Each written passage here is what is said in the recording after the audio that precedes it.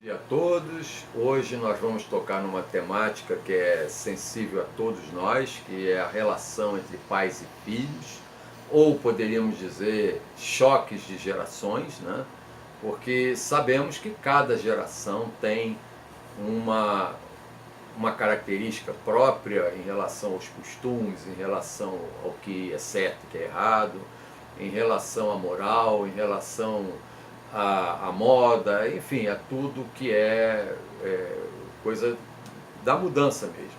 E os últimos tempos nós temos tido um avanço muito grande nos costumes, um pouco em função também das tecnologias que vão surgindo e vão alterando a maneira de se viver, de se fazer, de acontecer, novas, toda hora tem que ser estudado, inclusive, todo um aspecto até legal, porque mudam as coisas, né? Antes eram de um jeito, nós já tivemos época que o bonde andava na contramão das grandes avenidas, era mão e contramão de bonde, embora a avenida fosse uma só. Ora, nesse momento você tem que ter leis, ou melhor, regulamentos, condições de regulação das relações das pessoas para aquela realidade que havia no momento. Hoje já não tem, então já é um pouco diferente, né? Então o que acontece? A relação de pais e filhos também é a mesma coisa. E onde que está a questão? É muitas vezes os pais querendo influenciar os filhos para serem ou agirem de acordo com o modo que eles viveram, com os princípios que eles tiveram, com os paradigmas próprios da geração deles. E esses pais, de um modo geral, costumam não evoluir e amadurecer e têm dificuldade de acompanhar os tempos, né? A gente deve sempre se atualizar em relação aos tempos. Eu vejo, por exemplo, da minha geração, houve época que a mim me parece que as músicas foram as melhores do mundo em qualquer época. Tanto é que essas músicas até hoje são tocadas, né? E tem inclusive artistas que já estão com mais de 70 anos e ainda fazendo sucesso. Então a mim me parece que as músicas da minha geração eram mais melodiosas, eram mais agradáveis, eram mais românticas, tocavam mais o coração das pessoas. As músicas atuais são músicas que são mais agitadas, que fazem as pessoas saírem do sufoco de uma vida muito agitada, que na minha época não era tanto como hoje, embora a gente tivesse trabalho, tivesse toda a problemática que tem hoje, mas era mais tranquilo, digamos assim. Porém, a gente tem que avaliar a passagem do tempo. Então, não é que na minha época era melhor ou pior, era diferente. Então, hoje, a criançada, a rapaziada, a juventude, tem outros conceitos, tem outras necessidades, tem outro tipo de relacionamento. Vejam que com o advento agora bem recente, né, do Google, do Facebook, do WhatsApp, esses mecanismos todos, as relações estão mudando. Então o que acontece? Uma pessoa da minha época que fica parada na época, obviamente vai viver o resto da sua vida com aquele saudosismo, que todo mundo que você encontra, no meu tempo era assim, no meu tempo era assim, essa pessoa está morrendo, porque ela não está vivendo o momento presente. Eu sempre repito aqui, a vida só existe no momento presente. Então essas pessoas estão verdadeiramente atrasadas no tempo, ou seja, é como se seu relógio tivesse parado.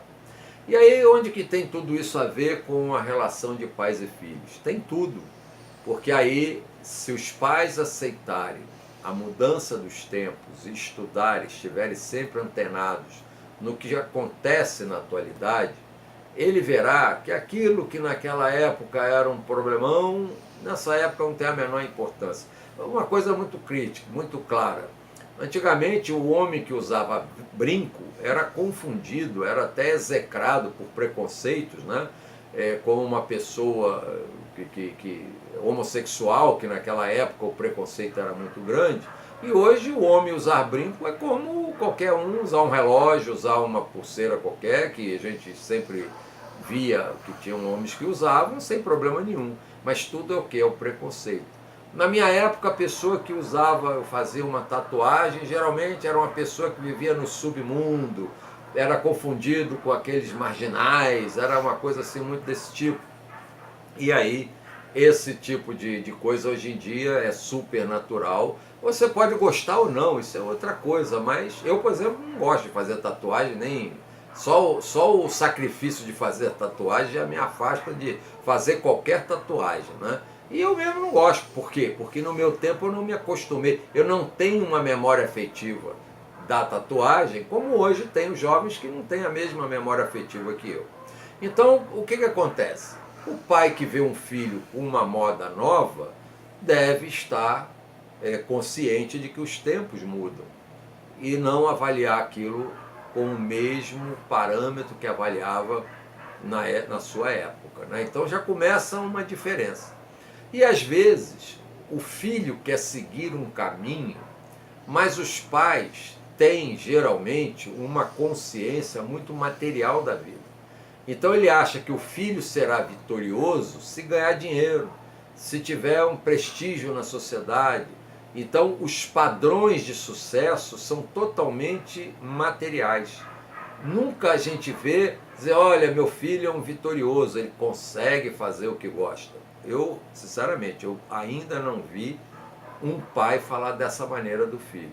Geralmente ele gosta de dizer, olha, meu filho está indo muito bem numa atividade qualquer, e aí vem logo dizer, está ganhando bem, tá com um salário muito bom. Aí valoriza o salário.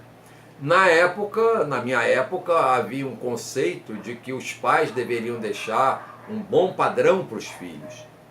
E isso é uma visão até equivocada da minha época e que se repercute até hoje. É achar que os filhos têm que ter tudo de mão beijada para não terem o sofrimento que muitas vezes os pais tiveram de trabalhar árduo para fazer algum patrimônio, alguma coisa. Então, hoje, a gente já tem uma outra visão. Os pais, em verdade, não têm que produzir nada para dar aos filhos.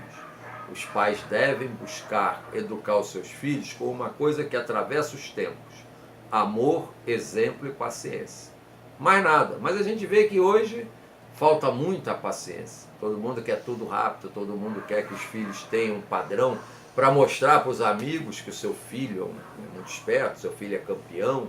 E aí vem um outro detalhe que é um pouco o ego dos pais. Ele quer passar para os filhos o sucesso que, ao seu ver, não teve na sua juventude. Então quer que seu filho seja campeão, que seu filho seja isso, seu filho seja aquilo, e ele esquece que seu filho é como ele, uma pessoa que tem corpo, mente e espírito. Então ele precisa se realizar, se autorrealizar. E às vezes o que ele tinha não era. Por exemplo, eu vejo muitos médicos, advogados com as suas bancas, com seus consultórios cheios de pacientes, achando que tem que herdar para os filhos, né, esse patrimônio que é profissional e que muitas vezes o filho detesta a medicina, detesta a advocacia, detesta a engenharia e quer seguir outro ramo que às vezes não está muito ligado a ganhar dinheiro, embora às vezes ganhe muito dinheiro, como é o campo, por exemplo. Isso é onde há muito conflito de pais e filhos, os filhos quererem colocar para fora a sua vocação artística, por exemplo, seja na música, nas artes cênicas, seja no cinema, seja em pinturas, seja o que for, mas artes que não têm um vínculo imediato em ganhar dinheiro. Um bom pintor, ele só vai ganhar dinheiro muito tempo depois, quando ele fizer nome, e se tiver sorte e fizer nome num ambiente aí que possa comprar a sua arte e valorizar a sua arte, beleza, ele se deu bem. Mas a gente sabe que ele vai ter uma vida de padrão, financeiramente falando, economicamente baixo, mas vai ser feliz porque ele vai fazer o que gosta. Então, a gente vê que os conflitos estão muito mais na maneira diferente de ver a vida. É o antigo que não evoluiu e o novo que não tem paciência para compreender os antigos, porque aí também há uma incompreensão mútua de pais e filhos. Os filhos acham que os pais estão ultrapassados os pais acham que os filhos estão com princípios, né, morais, etc. e tal, diferente, porque mistura tudo num caldeirão aí que não leva a lugar nenhum absolutamente, gera conflitos. Então, eu quero aconselhar aqui os pais, e principalmente pais de filhos adolescentes ou filhos mais novos, que quando chegam para consulta desesperados porque acham que o filho está assim, está assado, eu digo, escuta, isso vale para qualquer parte da sua vida. Se você quer conquistar alguém, primeiro, veja o que esse alguém gosta de conversar. Veja o que esse alguém gosta de falar, que alguém gosta de vivenciar. Então, se você quer se dar bem com seu filho e acha que ele está muito tempo lá no joguinho lá da internet, isso realmente é um vício que preocupa, porque ele fica fora de sintonia, mas é fora de sintonia dentro do nosso padrão, da nossa época. E na época dele, aquilo às vezes pode se tornar um grande negócio, porque ele se torna um expert naquela área lá. Mas se você quiser, não corte o diálogo com seu filho. Não proíba, não grite, não xingue, não coloque-o como um malandro que não quer nada, porque as notas no colégio não estão assim, estão assado. E aí, o que você vai conseguir? Nada, você só vai conseguir cortar o canal principal que você tem que ter com seu filho, que é o diálogo. Então, a primeira coisa que você tem que fazer é restabelecer a ponte. Eu não vejo bom caminho destruir pontes, porque você não consegue voltar. E aí sim você pode perder definitivamente o seu filho ou sua filha, porque você foi criticar ao invés de buscar compreender, mas não com os seus padrões. É entender os padrões da pessoa. Isso vale até para outros tipos de relações, e nós vamos tratar disso mais vezes em outros tipos de relações. Então, se você quer um bom diálogo com seu filho, aprenda a jogar o joguinho, mesmo que você não goste, ou você não quer o diálogo com seu filho, então vai aprender a jogar o joguinho com ele, vai disputar com ele, porque você vai falar a mesma linguagem que ele. Aí quando você consegue, é igual a gente querer falar português na China, nenhum chinês vai te entender. Já pensou nisso? Não, eu vou falar português, o chinês tem que me entender. Não vai entender. Então você tem que aprender chinês ou algum idioma que ele compreenda. É assim que você tem que fazer com o seu filho. Procurar compreender o seu filho pela ótica dele. Então se coloque no lugar dele. Aprenda sobre o joguinho, estude, torne-se um companheiro de conversa e passe a jogar o jogo com ele, passe a fazer uma ambiência. Ah, mas eu não gosto de jogo, então aí paciência, aí você não quer resolver o seu problema, você quer continuar perdendo o diálogo com seu filho. Então é isso que eu quero aqui deixar nesse vídeo, uma mensagem inicialmente para os pais, de que antes de tudo tenha amor, exemplo e paciência. Sem isso, você só vai andar para trás na relação com seu filho. E aos filhos, eu peço que se tiverem, porque eu acredito que esse vídeo está muito longo para a garotada. Hoje, os vídeos para eles tem que ser de 2 minutos no máximo. E eu, infelizmente, essa nossa dinâmica de vídeos é para passar algo ligado a um sentido espiritual da vida e não cabe em resumos. A gente tem que ir falando e cada um entendendo essa realidade e tirando para si aquilo que puder, a nossa intenção é essa.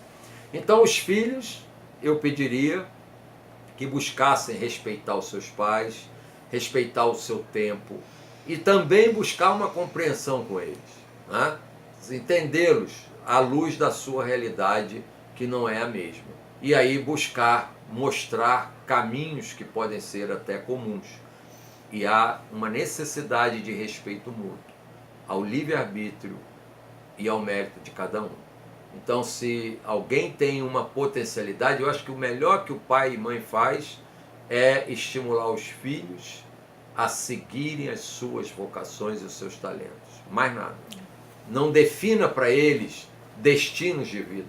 Não defina para eles qual o valor que eles deverão ter para dizer que são realizados. Ensine a eles os valores da vida e não os preços da vida. Isso eu tenho me batido muito aqui. Ganhar dinheiro é nada, mas viver feliz é tudo. Então, deseje antes de tudo que o seu filho seja feliz e não alguém que vai realizar para ele mesmo, ou seja, o pai que não conseguiu determinada realização e quer que o filho alcance aquilo que ele não conseguiu alcançar. Isso é egóico por parte dos pais. E deixe que os seus filhos sigam seus caminhos e estimulem naquilo que eles são aptos a fazer, ou seja, que tem talento ou vocação, né? Então, procure descobrir em seu filho qual o seu verdadeiro talento e qual a sua verdadeira vocação. Não seja aquele que jogou muito mal futebol e quer forçar o seu filho a ser um campeão de futebol. Vamos lembrar que são milhões de jogadores de futebol no mundo todo e apenas uma meia dúzia, literalmente meia dúzia, que aparece nos grandes campeonatos mundiais. Então, não queira que seu filho seja campeão. Deseje, antes de tudo, que seu filho seja feliz, com uma autorrealização. Esse é o que é o grande lance para uma vida, inclusive familiar, bastante produtiva. Cada um no seu campo de ação, de acordo com o seu espírito, o seu ser. Então, por hoje é só, porque senão esse vídeo fica muito longo, mas vamos falar mais vezes sobre essas relações pais e filhos. Meu mais profundo namastê.